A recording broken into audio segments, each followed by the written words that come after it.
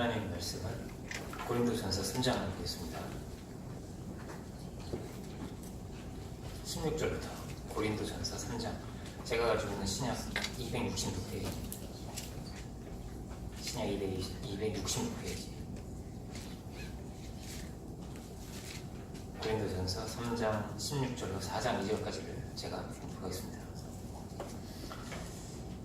오늘은 제가 번역이 새 번역이 더 좋을 것 같아서 새 번역으로 준비를 했습니다. 그래서 자막을 보시면서 따라서 보시면 되겠습니다. 여러분이 하나님의 성전이요 하나님의 성령이 여러분 가운데 계시다는 것을 모르십니까? 누구든지 하나님의 성전을 파괴하면 하나님께서도 그 사람을 멸하실 것입니다. 하나님의 성전은 거룩합니다. 여러분은 하나님의 성전입니다. 아무도 자기를 속이지 말아야 합니다. 여러분 가운데서 누구든지 이 세상에서 지혜 있는 사람이라고 스스로를 생각하거든 정말로 지혜 있는 사람이 되기 위하여 어리석은 사람이 되어야 합니다. 이 세상의 지혜는 하나님께서 보시기에 어리석은 것입니다. 성경에 기록하기를 하나님께서는 지혜로운 자들을 자기 꾀에 빠지게 하신다 하였습니다. 주께서 지혜로운 자들의 생각을 헛된 것으로 하신다 하였습니다.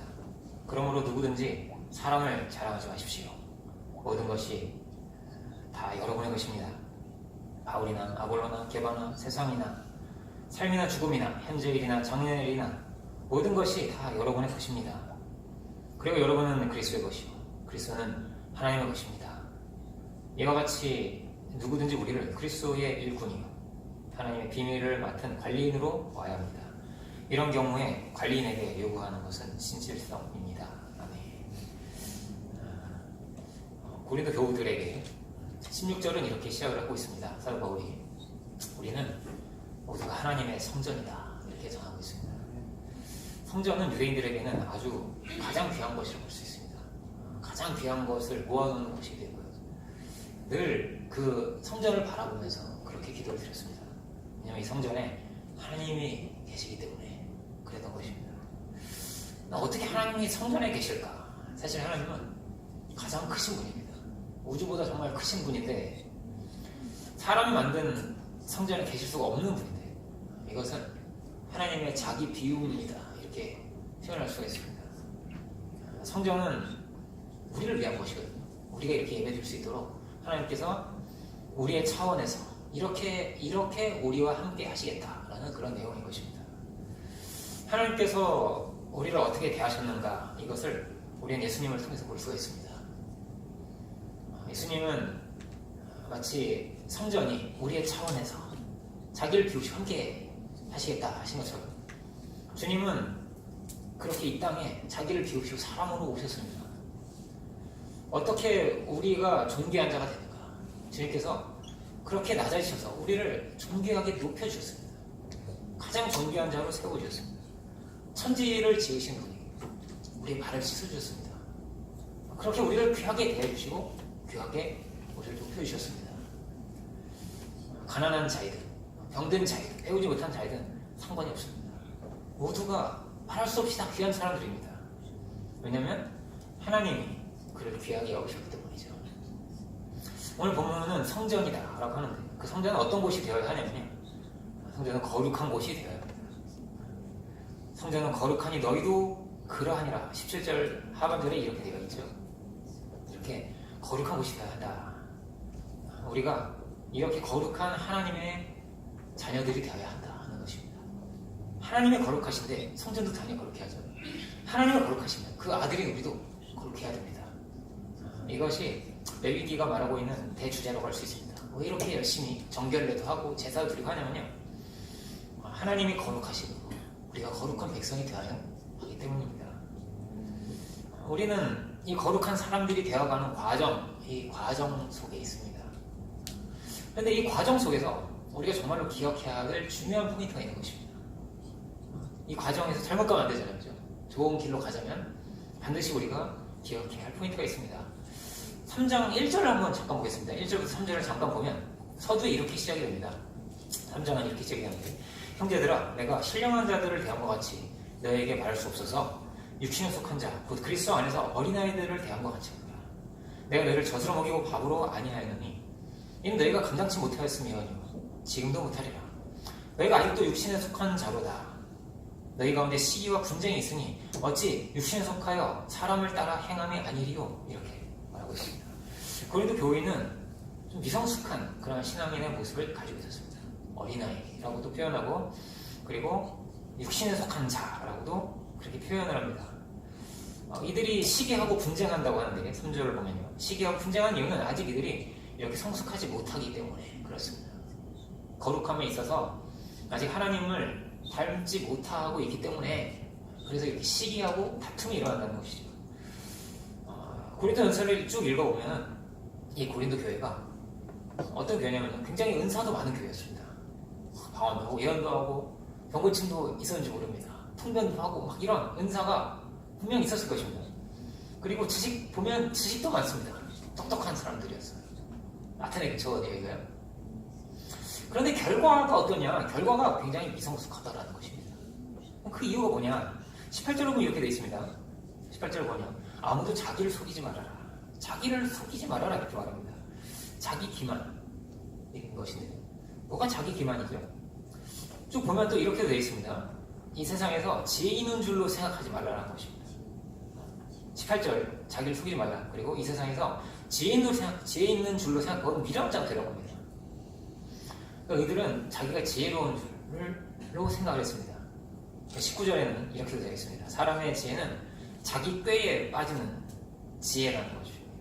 자기 괴울에 이렇게 되어 있는데, 성경이, 개역 성경은요, 자기 꾀에 빠진다는 것입니다. 사람의 지혜라는 것은 이런 한계가 있다는 거죠. 사실 누가 정말 지성이냐면요, 이 편지를 쓰고 있는 사도 바울이 엄청난 그런 지성입니다. 오늘날의 지성들도 아주 감탄하는 그런 대지성이 사도 바울입니다. 역사를 바꾼 책을 한 권 뽑아라 라고 한다면 예수님의 전기와 더불어서 사도 바울의 로마서다, 이렇게 저는 아주 자신있게 말할 수가 있습니다. 여기에서 종교 개혁이라는 민주주의, 개인주의가 태동한 것이고요. 사실 진정한 혁명의 책은 로마서라고 할 수가 있습니다. 역사를 보면 그렇습니다. 고대 시대에 로마를 바꿀 뿐이 아니라 중세를 바꾸고 근현대도 바꾼 겁니다. 성경을 빼고 사람의 인권과 존엄성을 말할 수가 없는 것입니다. 그렇죠. 단지 도구에 불과하고 얼마든지 죽어도 되는 그런 존재가 아닙니다. 혁명을 위해서 다 죽어도 되는 그런 존재가 아니죠. 저는 오늘날 이 시대를 바꿀 수 있는 책도 로마서라고 생각을 합니다. 그 정도로 정말 고귀한, 귀한 이런 책을 남긴 사람이 사도 바울입니다. 왜 그렇죠? 복음의 능력이기 때문에, 복음에 모든 믿는 자에게 구원을 주시는 하나님의 능력이 나타나기 때문입니다. 그런데 이 지성이 하는 말이 뭐냐면요, 이런 말을 합니다. 미련한 자가 되라. 미련한 자가 되라. 그래야 지혜로운 자가 된다 라고 말을 하고 있습니다. 21절을 보면 누구든지 사람을 자랑하지 말아라 또 이렇게 되어 있습니다. 지혜로운 자가 되지 말고 21절, 누구든지 사람을 자랑하지 말아라. 왜 그렇죠? 22절 보면 이런 내용이 나옵니다. 바울이나 아볼로나 게바나 이런 얘기가 나오는데요, 이 고린도 교회는 이런 게 있었습니다. 뭐니 해도 우리 사도 바울이 최고지 이런 거예요. 이쪽에서는 무슨 소리, 아볼로 목사님 얼마나 구약을 그냥 쫙 이렇게 해주시는데, 이러고 아이고 웃기네 이쪽에서 또 그러는 거예요. 베드로 사도가 진짜 사도지, 예수님하고 같이 다녔는데 예수님하고 그냥 제일 친한 분이었어요. 베드로 사도가 조금 무식해서 그렇지 이런 거예요. 이런 막 다툼이 있는 겁니다. 그런데 사실 이 사도들이 진짜 너무 훌륭한 분들이에요. 요즘 막 어떤 대단한 목사님들도 이분들에 비할 수가 없는 겁니다. 사실 그렇죠. 너무나 성령이 충만하시고 하나님의 능력을 받으시고 그런 분들입니다. 그런데 이분들끼리는 절대 다툼이 없어요. 베드로, 바울, 아볼로가 막 자기 최고라고 다투는 그런 게 없어요, 성경에는. 그죠? 그런데 이 고린도 교회에서는 다툼이 일어납니다. 누가 최고라고 이러면서, 나는 이분이 최고라고, 나는 그분의 제자라고 하면서 그렇게 다툼이 일어나는 것입니다. 왜 그럴까? 이게 지금 고린도 교회의 문제만이 아닙니다. 왜 그럴까요? 예수님을 보지 못해서 그렇습니다. 예수님을 보지 못해서.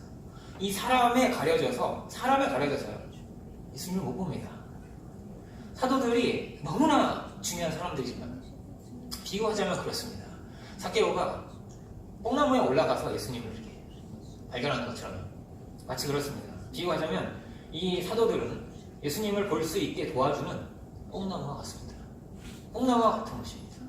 뽕나무가 물론 중요합니다. 여기 올라가 예수님 볼 수 있으니까요. 그죠? 그를 통해서 우리가 예수님 만나고 영접도 하고 배우기도 하는 것입니다. 그런데 중요한 것은 결국은 예수님을 봐야 된다는 것입니다. 이들은 예수님을 중보하려고 사역을 하고 있습니다. 그런데 이들이 예수님을 놓치고 복음을 놓치고 있다면 이건 너무나 답답한 것이고 사도가 전혀 의도하지 않은 결과가 지금 이렇게 되어 있는 것입니다. 그러니까 말하자면 이것은 우상화라고 할 수 있습니다. 사도의 우상화입니다. 우상이 뭐라고 생각하세요? 우상은 하나님께서 이 세상을 창조하셨는데요. 대단한 놀라운 하나님의 능력과 신성이 이 자연 만물에 다 드러나 있습니다. 과학도 마찬가지입니다. 하나님께서 창조하신 엄청난 질서와 지혜가 있는데 거기에서 인간이 발견한 정말 모래알 같은 작은 것이 과학입니다. 그런데 이거를 최고로 생각하고 이거에 빠져있고 사실 이것을 주신 분도 하나님이시고 그 너머에 놀라우신 하나님의 능력과 신성이 있는데 그걸 보지 못하고 그 하나님의 지으신 그거를 섬기고 그거에 소망이 있다고 생각하고 그걸 쫓아가고 있는 게 이게 우상입니다. 그런데 여기서 사도도 마찬가지죠. 하나님의 능력과 신성을 드러내기 위해서 하나님을 보여주고 싶은 이들이 사도인데요. 이 사도를 보면서 예수님을 발견하지 못합니다. 사도는 뭐라고 말하냐? 이렇게 말합니다. 우리는 일꾼일 뿐이야. 우린 일꾼일 뿐이라고. 잘하게 하시는 분은 하나님이 잘하게 하십니다. 성령의 역사지. 사도들은 이렇게 말하고 있습니다. 하나님이 성령으로 역사하셔서 그 한 사람 한 사람을 변화시키시고 키우신다. 우리는 일꾼이고 우리는 관리인일 뿐이야. 이렇게 말하는 것입니다. 오늘날은 이런 모습이 없는가? 목회자가 물론 굉장히 중요합니다. 각 교회마다 목회자가 중요하고 총회장도 중요합니다. 그런데 어떻게 우리가 정말로 복음을 따라 살 수 있고 어떻게 막힌다며 흘리며 우리가 어떻게 연합되고 하나 될 수 있냐? 절대 사람이 중심이 될 수는 없는 것입니다. 내 교회, 우리 목사님, 우리 교단이 최고고 그게 안 됩니다. 복음이 중심이고 예수님이 중심이 될 때라야 우리가 하나 될 수 있습니다. 예수님께 접붙임이 돼야 되고 그 예수님으로부터 은혜와 능력을 얻고 살아야 우리가 성결함을 입고 우리의 영혼이 새로워질 수 있는 것입니다. 우리 중에는 그렇습니다. 우리 중에는 누가 조금 더 지혜로울 수도 있습니다. 조금 더 배우고 조금 더 어떤 분은 좀 신령하시고 또 기도도 잘하시고 말씀을 어떤 분은 좀 잘 전하시고 병을 고치는 어떤 이런 능력의 사람들도 많이 나왔으면 좋겠습니다. 그런데 사도는 이렇게 말합니다. 그 무엇도 자랑할 것이 없다. 우리 사람은 자랑할 수가 없는 거야. 내가 이렇게 능력이 있어. 내가 이렇게 기도를 잘하지. 내가 이렇게 지혜가 있다니까. 이렇게 자랑할 것이 없대요. 왜냐하면 사람은 다 도구에 불과하기 때문에. 하나님의 도구이기 때문입니다. 예를 들자면 이런 것이죠. 예수님 손에 들려있는 삽입니다. 호미, 곡괭이, 예수님 손에 들려있는 그런 도구인 것입니다. 절대 삽이 영광될 수가 없죠. 누구도 삽에 절을 하는 사람은 없습니다. 그런데 자꾸 손에 들려있는 이 삽을 보면 삽이 대단하다고 그래요. 자꾸. 그러면서 예수님이 자꾸 가르친다는 겁니다. 삽은 아무것도 아닙니다. 이건 낡으면 버리는 거예요. 낡으면 하늘로 올라갑니다. 우리는.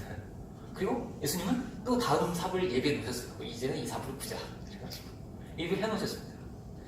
때로는 하나님께서 어부를 쓰시고요. 때로는 바울 같은 지성도 쓰십니다. 그런데 어떻게 능력이 드러나냐? 다른 게 아닙니다. 예수님의 손에 들려있기 때문에 능력이 나타납니다. 예수님의 손에 들려있기 때문에 이 사역이 존귀한 사역이 되는 것입니다. 그렇게 능력이 나타나고 그렇게 변화가 일어납니다. 그러면 우리는 그냥 도구에 불과합니까? 우리는 영광이 아무것도 없습니까? 있죠. 근데 그 영광은 사람이 주는 게 아닙니다. 하나님이 주시는 것입니다. 하나님이 칭찬을 주시고 하나님의 상급을 주시고 성경에 이렇게 되어 있죠. 잘하고 착하고 충성된 종아, 네가 정말 잘했구나. 하나님께서 막 역사하셨는데 그랬는데요. 그에게 잘했다고 하세요. 네가 정말 훌륭하다. 그렇습니다. 우리가 위대한 선택을 할 수 있고 귀한 직분을 담당할 수 있도록 우리에게 자유의지를 주셨고 이걸 정말 귀하게 보시는 하나님께서. 그래서 주님께서 이렇게도 말씀하십니다. 땅에서 영광을 받지 말라. 이 땅에서 영광 받으려고 하지 마. 하늘에서 받아야지. 사람에게 받으면은 땅에서 이렇게 받아버리면 하늘에서 줄 게 없어. 이게 주님의 말씀입니다. 마태복음 6장의 말씀이죠. 하나님께서 상을 주신 분입니다. 하나님께서 영광을 주신 분입니다. 그리고 심판하실 분도 하나님이십니다. 그러므로 사람은 자랑할 수가 없다는 것입니다. 이 모든 능력은 하나님께 있다는 것이고, 우리는 뭐죠? 철저하게 겸손해야 된다는 것입니다. 겸손해야 된다. 이 성숙의 과정이라고 했습니다. 거룩의 과정, 성숙의 과정 속에서 정말 우리가 배워야 될 것이 뭐냐? 우리가 정말 기억하고 또 기억해야 될 게 뭐냐면요. 그게 바로 겸손입니다. 첫째도 겸손, 둘째도 겸손, 셋째도 겸손입니다.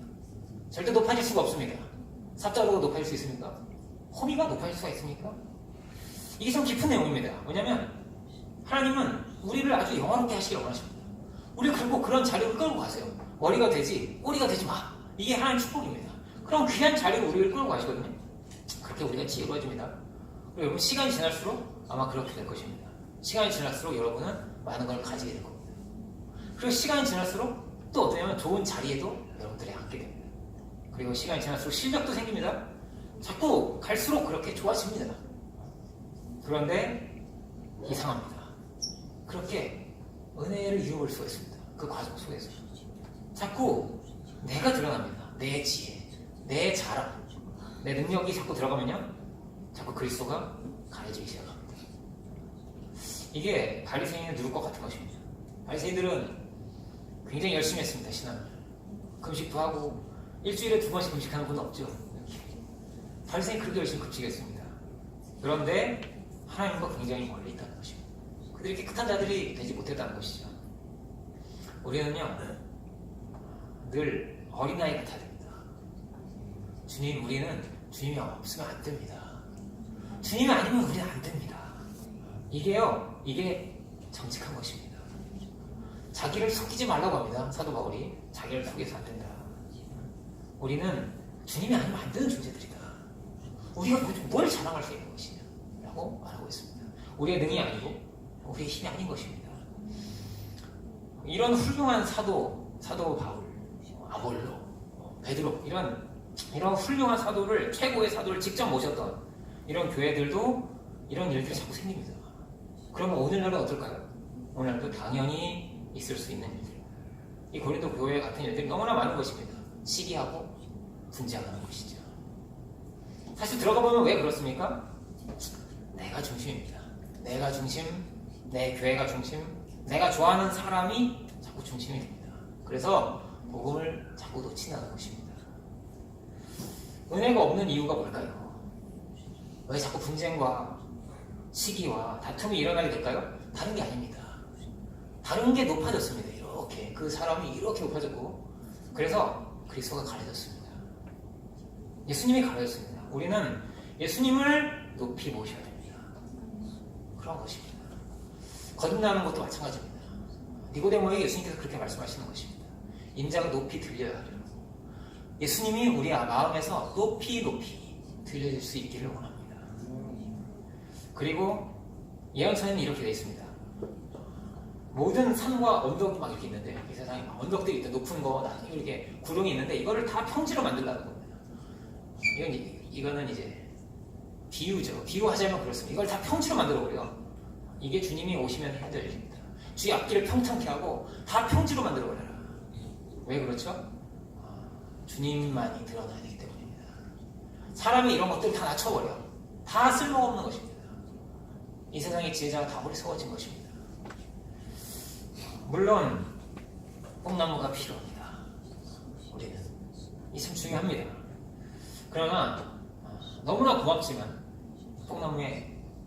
뽕나무가 우상이 될 수 없고, 누구도 뽕나무에 절하여서는 안 되는 것입니다.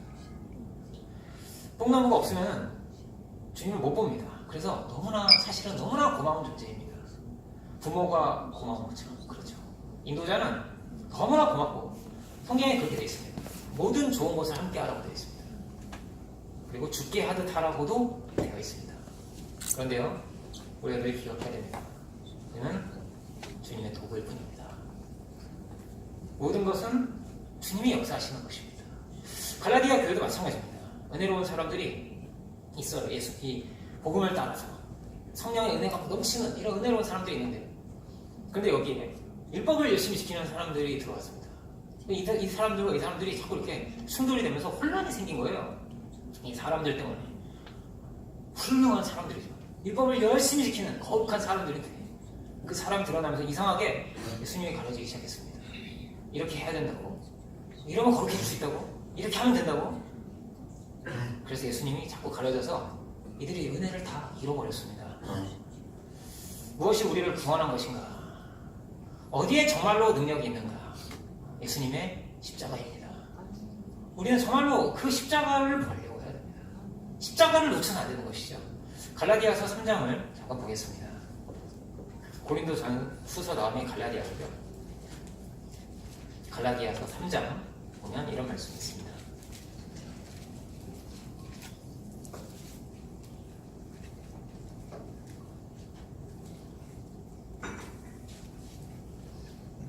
장 1절, 2절을 제가 한번 읽어볼게요. 어리석도다. 본문 적어봐 주시고요. 어리석도다 갈라디아 사람들아, 예수 그리스도께서 십자가에 못 박히신 것이 너희 눈앞에 밝히 보이거늘 누가 너희를 꾀더냐. 꾀는 존재는 사단입니다. 꼬인다는 거예요. 내가 너에게 다만 이것을 알려 하노니, 자, 이걸 생각해 보자는 것입니다. 이것 하나를 기억해 보자는 것입니다. 너희가 성령을 받은 것은 율법의 행위로냐 아니면 듣고 믿음으로냐 하는 것입니다. 여러분, 늘 어떤 싸움이 있냐면요, 이 싸움이 있습니다. 사단은요, 어떻게든지 십자가의 주님을 못 보게 합니다. 교회 안에서도 자꾸 다른 걸 보게 합니다. 다른 걸 보게 합니다. 그러면 어떻게 되냐면 성령의 능력과 그 은혜를 자꾸 잃어버리게 됩니다. 은혜 가운데, 능력 가운데 살 수가 없고 승리할 수가 없습니다. 우리는 십자가의 주님을 참으로 밝히 보고 갈 수 있는 우리 모두가 되기를 원합니다. 이제 고린도전서 2장으로 다시 와볼까요? 2장입니다. 사도 바울이 이렇게 말합니다.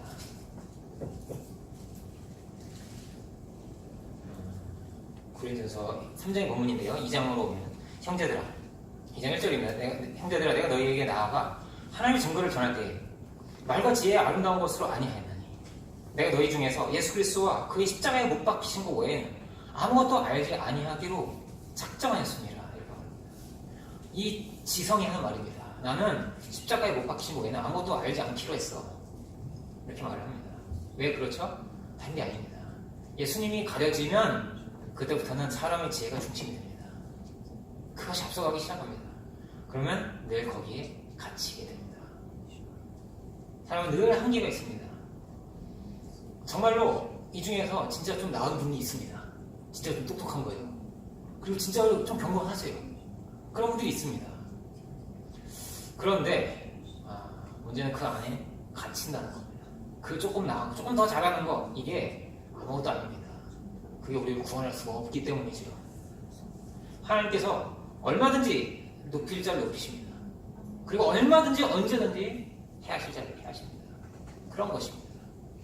내가 은혜롭고 내가 기도해서 교회에선 절대로 나와서 안 되는 말이 이런 말입니다. 웃긴 말이죠. 우리는요, 늘 겸손해야 됩니다. 주님이 주셨습니다. 주님의 능력입니다. 사도는 늘 뭘 자랑하냐면요, 십자가를 자랑합니다. 나는 십자가를 부지겠다는 것입니다. 왜 그러냐면 다른 것은 좋은 걸 수 있어요. 근데 구원할 수가 없습니다. 우리를. 구원의 능력이 없는 것입니다. 그래서 헛된 것입니다. 반드시 가장 중요한 건 그리스도가 가려지지 않는 것입니다. 복음의 능력이 있기 때문이죠. 주께서 우리를 향하신 그 사랑으로 이 땅에 오시고 죽으시고 다시 사셨습니다. 그 은혜로 우리를 살리셨고 그 은혜로 우리를 이끌고 가기를 원하시는 것입니다. 그렇게 거룩한 성전이 되어가는 것이죠.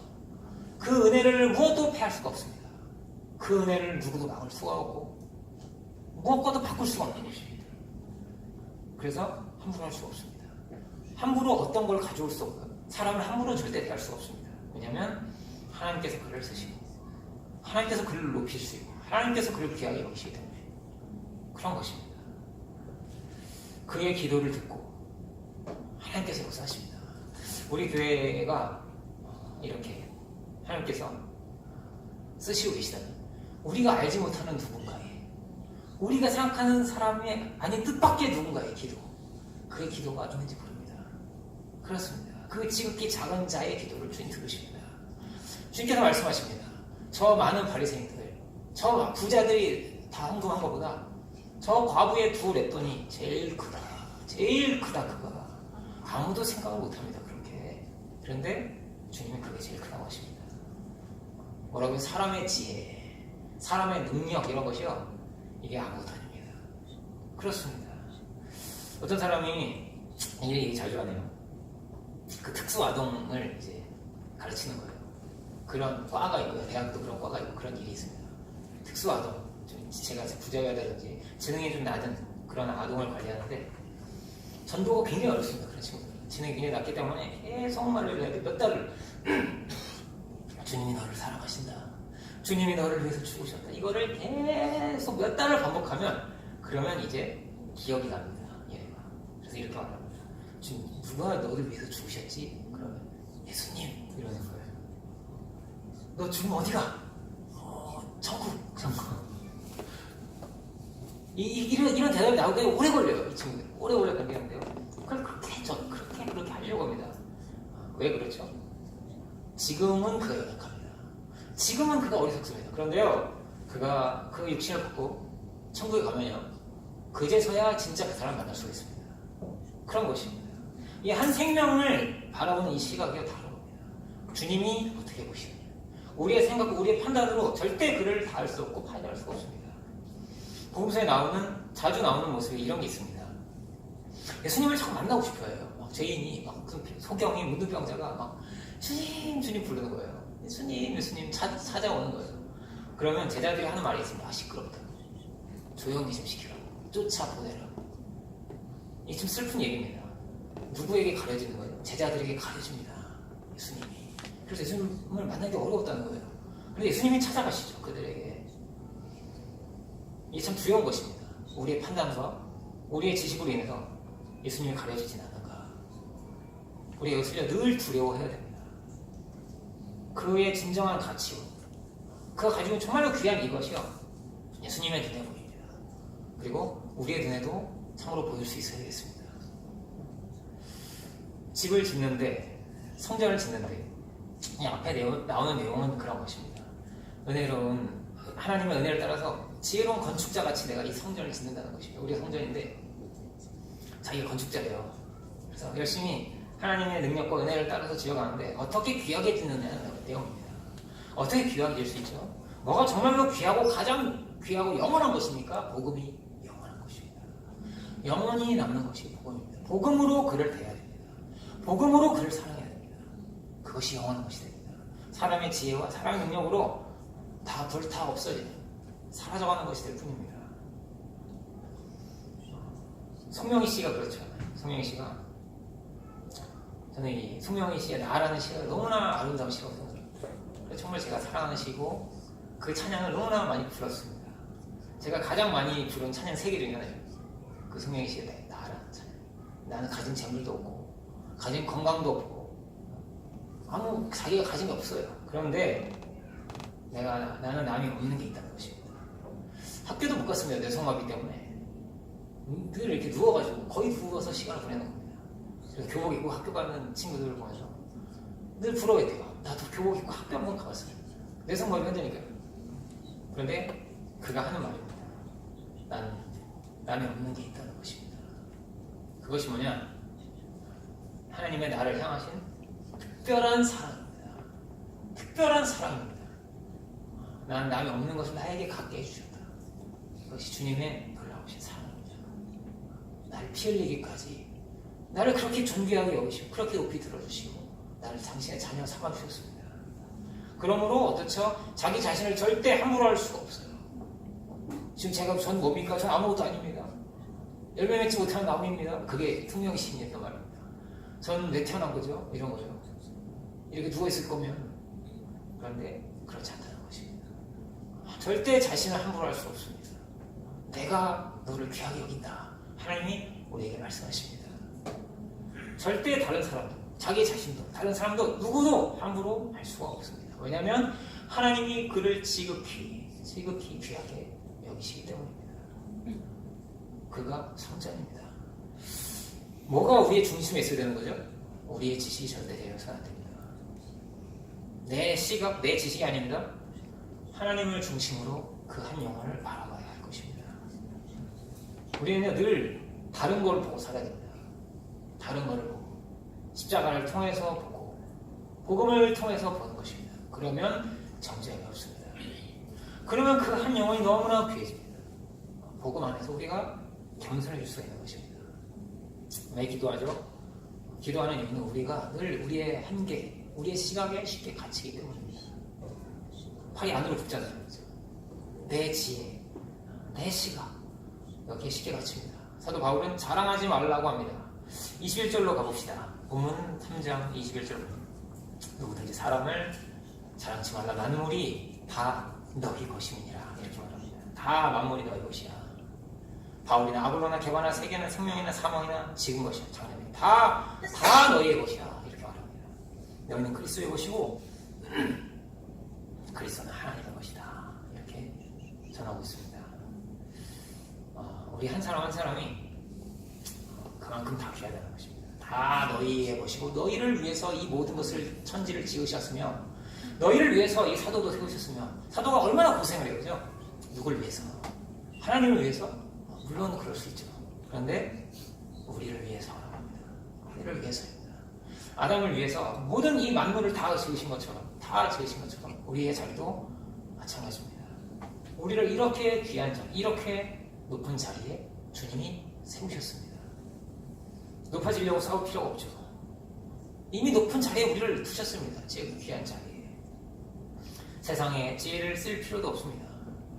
우리가 가지고 있는 엄청난 나의 가치, 그 존엄성을 알아라는 것입니다. 다 너희를 위해서 이렇게 많은 것을 마치 왕자를 위해서 왕이 막 모든 걸 다 준비하고 마차도 준비하고 이런 것처럼 이 모든 것을 다 너희를 위해서 준비하신 거다. 이 세상은 어떠냐면요, 어떻게든 자기를 높이려고 합니다. 자기가 누군지 모르기 때문에 높일 필요가 없습니다. 화려할수록 속이 비기가 쉽습니다. 그 어떻게든 이렇게든 저렇게든 자기를 증명하고 자기를 드러내고 싶어 합니다. 근데 우리는 누구입니까? 우리가 하나님의 아들입니다.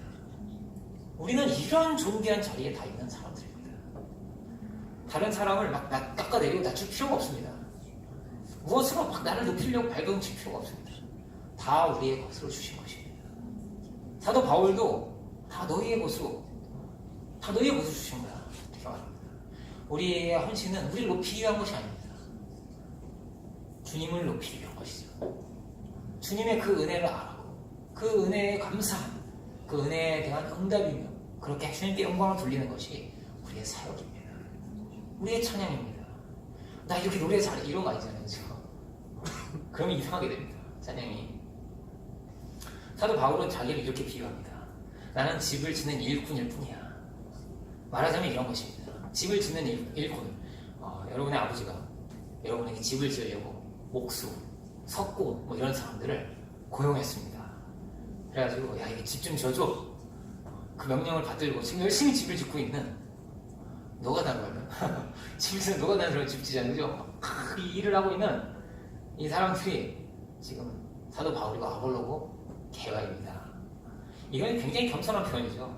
다른 본문에서는 자기가 부모 같은 마음으로 이렇게 했다 이런 표현도 있는데 이게 대표 이론입니다.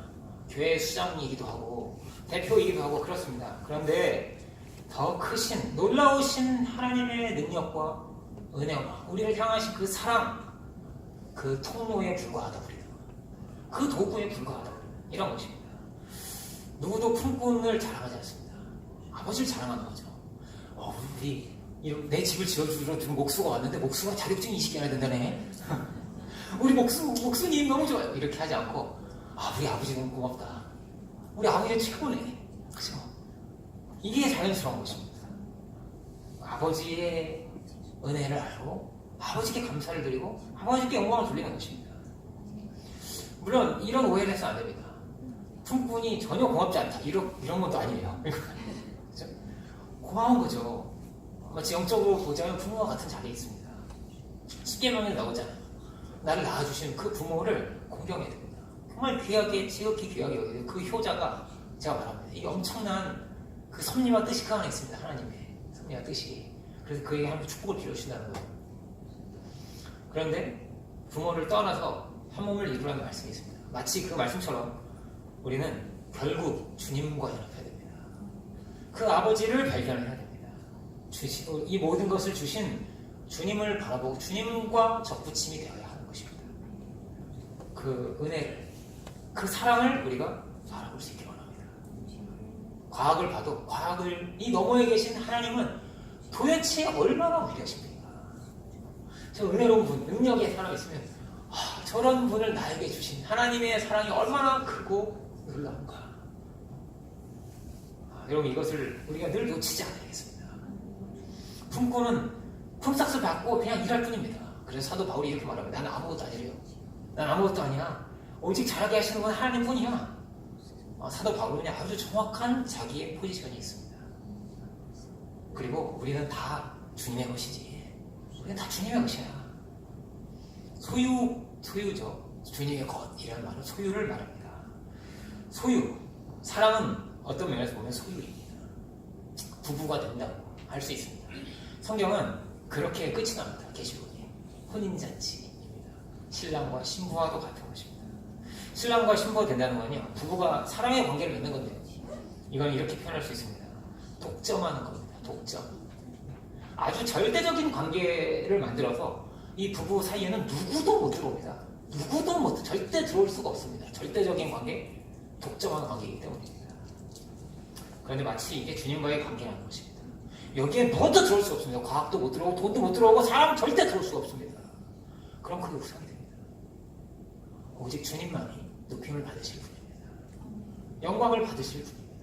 그 주님을 놓치면 그때부터 더러워지기 시작합니다. 사람의 지혜가 들어오기 시작합니다. 우리가 하나님의 우리에게 주신 귀하신 뜻과 소원을 붙들고 갈 수 있길 원합니다. 주님을 바라보며 그 십자가를 바라보며 주님께 영광을 돌리며 살아갈 수 있는 우리 모두가 다 되기를 주님의 이름으로 축원드립니다. 기도하겠습니다. 내려오신 주님, 고린도서 3장의 귀한 말씀을 보면서 성숙의 과정에서 우리가 가지고 있어야 할 자세, 우리의 마음, 이 귀한 가르침을 이 시간 우리가 보게 됩니다. 우리가 어떤 상황에서든지 어떤 자리에서든지 우리를 지극히 높여주신 당신의 놀라우신 은혜를, 십자가의 그 은혜를 놓치지 않을 수 있는